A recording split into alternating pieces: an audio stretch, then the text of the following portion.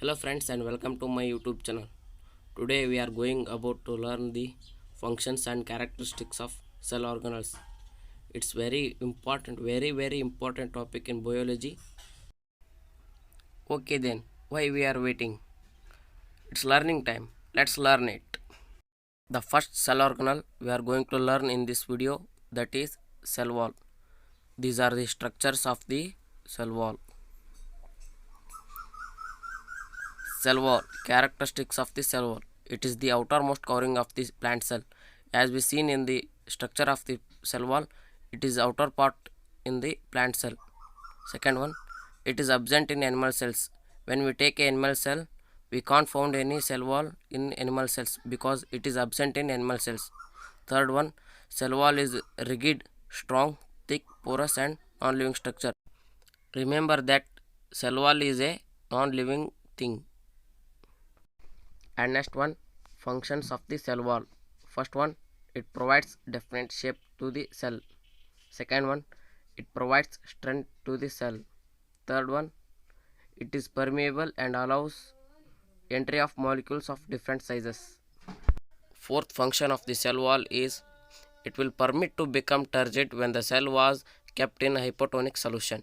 And the fifth one, plasmodesmata allow exchange of cell contact between neighboring cells. And the sixth one, it has the characteristics of repair and regenerate. The next cell organelle we are going to learn, that is plasma membrane. These are the structure of the plasma membrane. Plasma membrane. Characteristics of the plasma membrane. First one, it is the outermost covering of cell, act as a border between cell contents and environment. Second one, it is also found around cell organelles like nucleus, lysosome, mitochondria. Third one, the plasma membrane contains lipids, proteins and carbohydrates. These are phospholipids which makes membrane fluidable. And fourth one, plasma membrane is a thin, elastic, selectively permeable membrane about the size of 7 nanometer.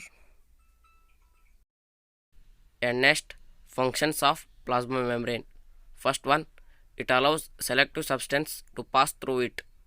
Thus, it is called as semi or selectively permeable membrane. Second one, it helps to maintain the shape of the cell. And the next cell organelle we are going to learn, that is nucleus. These are the structures of the nucleus. Nucleus.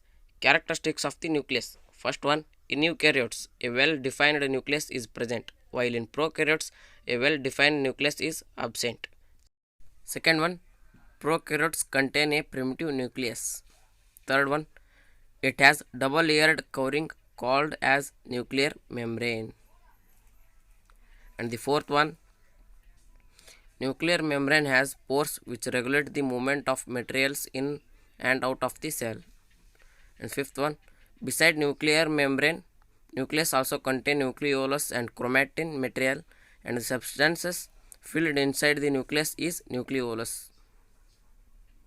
Next, seventh one, chromosomes or chromatin material consists of DNA which stores and transmits hereditary information for the cell to function, grow and reproduce. Functions of the nucleus. First one, it controls all the metabolic activities of the cell and regulates the cell cycle. Second one, it helps in transmission of hereditary characters from parents to offsprings. Third one, regulates cell cycle and have a role in reproduction. And the next cell organelle we are going to learn about, that is endoplasmic reticulum.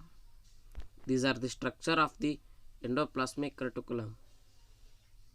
Now, characteristics of endoplasmic reticulum. First one, it is the network of membrane present in the cytoplasm. Second one, it was discovered by Porter, Claude and Phelan. Third one, this is present in all cells except prokaryotes and mammalian erythrocytes. Functions of the endoplasmic reticulum. First one, it is the only organelle which can move within a cell, so it serves as a channel for the transport of materials between various regions of cytoplasm and between cytoplasm and nucleus. Second one, It also functions as a cytoplasmic framework to provide space for some of the biochemical activities. And next, the third one, SER. SER means smooth endoplasmic reticulum. Helps in the synthesis of fats, steroids, cholesterol, etc. Fourth one, SER plays a crucial role in detoxification of drugs and poisonous byproducts. Fifth one, it will help in transport of proteins. And next, sixth one, hydrolytic enzymes are produced by ribosomes of RER. RER means rough endoplasmic reticulum. And next, seventh one, it is involved in membrane biogenesis. And next cell organelle we are going to learn about that is lysosome. These are the structure of the lysosome. Characteristics of lysosome. First one, these are tiny sac-like granules containing enzymes of intracellular digestion. Second one, they are bounded by a single membrane. Third one, they are present in animal cells and few in plant cells. Fourth one, they do not have a definite shape or size. Next, functions of lysosome. First one, its main function is intracellular digestion. Second one, they are the kind of waste disposal system. Third one, it helps in digestion of foreign substances and cells. Lysosomes are also called as suicidal bags.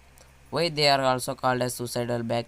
Let's note that during disturbance in metabolism, that is in case of cell damage or lysosomes are burst and their enzymes are released into cytoplasm and they digest their own cell. So they are called as suicidal bag.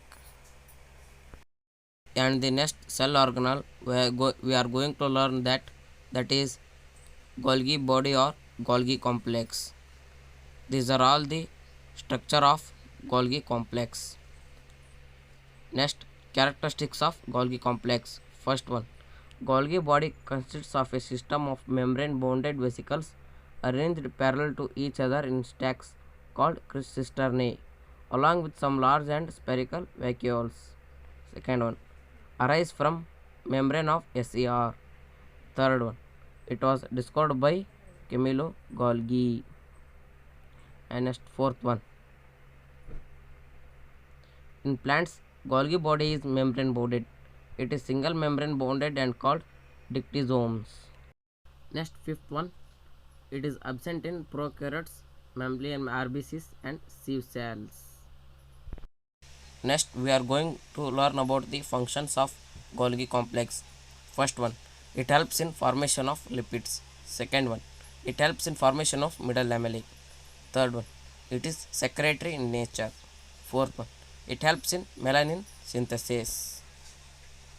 Fifth one, lipids and proteins are synthesized in endoplasmic reticulum and are packed at Golgi body.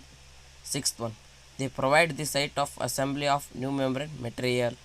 Seventh one, involved in production of lysosomes, cell wall and plasma membrane. And next, the cell organelle we are going to learn that is ribosomes.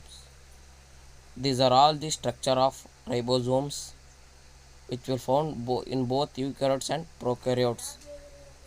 Next, characteristics of ribosomes. First one, ribosomes are the sites of protein synthesis, hence it is called as protein factors of the cell. Second one, found in prokaryotic and eukaryotic cells but except in mammalian RBCs. And the next third one, it's contain protein and RNA. Fourth one, all structural and functional proteins in enzymes coded by the nuclear DNA are synthesized upon cytoplasmic ribosomes.